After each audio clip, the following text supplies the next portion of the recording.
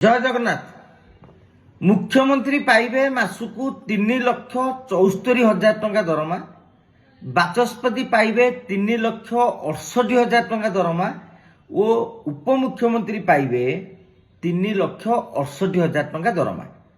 ମୁଖ୍ୟମନ୍ତ୍ରୀ ଦରମା ବାବଦରେ ପାଇବେ 1,00,000 ଟଙ୍କା, କାର ଭତ୍ତା ବାବଦରେ ପାଇବେ 91,000 ଟଙ୍କା ଏବଂ ଆଉ ଗୋଟିଏ ଭତ୍ତା ରହିଛି ସେ ବାବଦରେ ପାଇବେ 1,83,000 ଟଙ୍କା।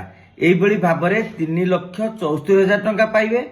ବାଚସ୍ପତି ଦରମା ପାଇବେ 98,000 ଟଙ୍କା, କାର ଭତ୍ତା ବାବଦରେ ପାଇବେ 89,000 ଟଙ୍କା ଏବଂ ଆଉ ଏକ ଭତ୍ତା ବାବଦରେ 1,81,000 ଟଙ୍କା। ଏମିତି 3,68,000 ଟଙ୍କା।